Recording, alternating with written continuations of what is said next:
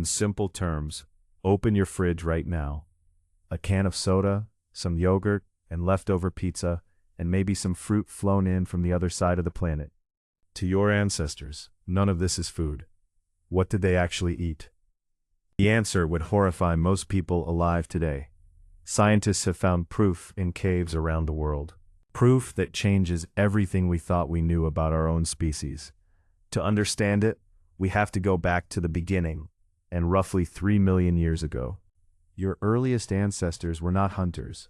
They were scavengers. When a lion killed an antelope on the African savanna, it ate parts first, and the muscle, and the liver, and the heart. The hyenas came in for the rest. They crunched through the ribs, and the skin, and the smaller bones. By the time our ancestors got there, what was left was scraps and thick leg bones, and bones too thick even for hyena jaws to break. This is what our ancestors ate. Their signature meal was bone marrow. Early humans would creep up to a stripped carcass, grab the thickest leg bones, and smash them open with stone flakes called Oldowan tools. Inside was marrow, gray and slick and dripping fat. They scooped it out with their fingers and ate it raw. For our ancestors, this was a feast. No other animal could get at it. The marrow was sealed inside thick thigh bones. We had the one thing no other scavenger had, and hands that could grip a rock hard enough to break them open. They ate the brains too. A cracked skull holds almost a pound of solid fat. Fat is the most calorie-dense food in the animal. For an ancestor living on scraps, a skull was a jackpot. This is why your body still treats fat treasure. It still remembers. We also ate insects, termites and grubs and beetles and fat white larvae the size of your thumb. They crunched shrimp. For your deep ancestors, insects were not a last resort. They were dinner. This was life for over 1 million years, day after day, and generation after generation. What came later is worse than you can imagine. First, fire. The oldest human fire we have ever found is inside Wonderwork Cave in South Africa. It stays about 1 million years old. Once we had fire, we had cooking. Meat roasted over coals, roots buried in hot ashes, and marrow bones dropped in the embers. Cooking is pre-digestion.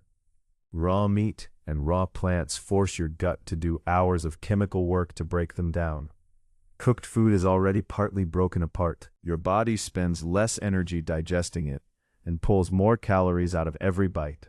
Scientists believe that as our ancestors started cooking, their guts shrank. That freed up huge amounts of energy. It all went to one place, in the brain. It stays only 2% of your body weight, uses 20% of your body's calories. You cannot run that machine on raw leaves and termites. You need cooked, fat-rich food. Cooking gave us our brains. Our brains gave us everything else. That's when the menu exploded. By 300,000 years ago, and your ancestors looked much like you do today. And they were eating almost everything they could catch and dig up and reach. Mammoth, bison, and wild horse and reindeer on the plains. Fish and shellfish from the rivers and coasts. Roots, wild grains and berries and nuts and mushrooms from the land itself. Eggs stolen from nests, honey, especially honey. The Hadza, a hunter-gatherer tribe in Tanzania, still eat the way humans ate before farming existed. About 15% of their calories come from wild honey. They climb dangerous trees, get stung hundreds of times, and keep going back since nothing else in the wild packs that many calories into one bite. Here's what's strange. That exact same craving is still alive in you today, and sugar. Your brain is wired for it, since for hundreds of thousands of years, sugar gave your body two things at once: an instant energy to use right now, and extra fuel your body stored as fat. That fat was the only thing that kept you alive when food ran out.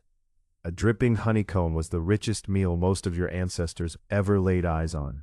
This is the program running inside you right now.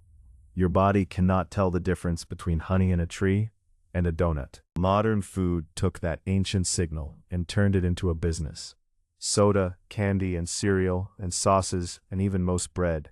Almost every packaged food on Earth is sugar wearing a different costume. That is why you cannot stop eating it. Your body is still trying to store fat for the next time food runs out. Sugar wasn't the only thing your body got hooked on. What else did your ancestors learn to crave? Meat. A single mammoth carcass could feed a tribe for weeks. One big kill saved hundreds of hours that would otherwise have been spent picking berries and digging roots. That saved time became time to raise children, teach skills, and make better tools, and tell stories around fires. This is why your body still craves protein. Every craving you have today was shaped by what kept them alive. There was one craving we still have trouble admitting. Each other. Each other. Each other.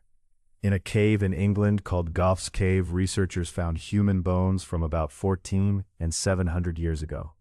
The bones told a story no one wanted to read.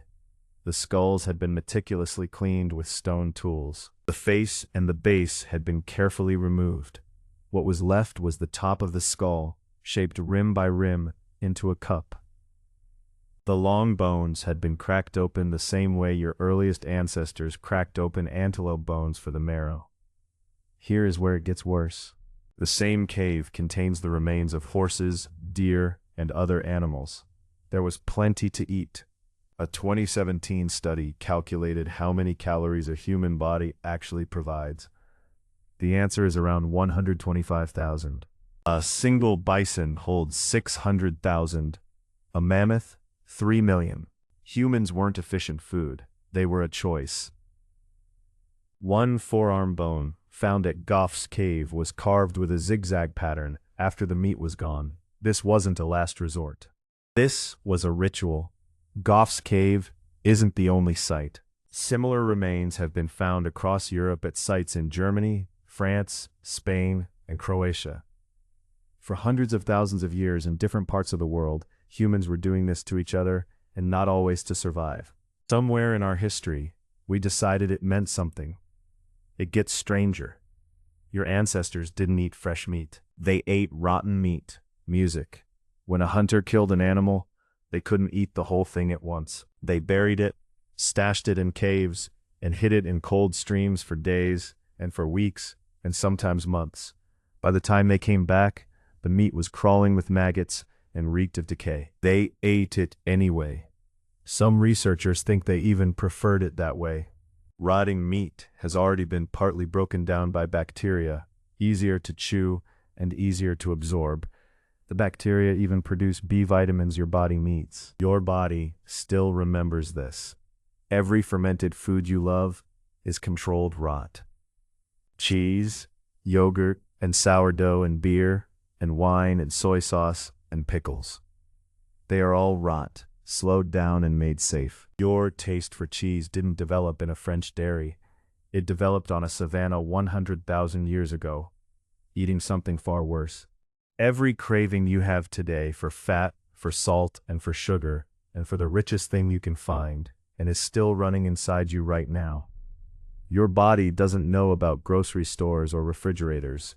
It only knows this: eat what's rich, and eat what's rare, and eat while you can, and tomorrow there might be nothing. At 11 p.m., when you open the fridge, even though you're not hungry, and you're running a 3-million-year-old program, and still scanning, and still trying to keep you alive, the world it was built for is gone. If you took a modern human and dropped them into the world of 50,000 years ago, they would probably die in days. You would not know how to find water. Half the plants would be a mystery. You would not be strong enough to run down an animal and climb a tree for honey and crack open a thigh bone for marrow. You would die staring at a landscape full of food you could not see. If you dropped a 50,000-year-old human into your kitchen, and they would think they had walked into a god's pantry, they would not understand any of it. A cold, sweet drink sealed in metal. Bread that someone else baked. Milk that sat sealed and fresh for weeks. Fruit from places they had never heard of. Food that nobody had to chase. It would look the richest place anyone had ever walked into. For 3 million years, every human who ever lived was hungry and cold and tired. You might be the first one who isn't. You have no idea how rare that is.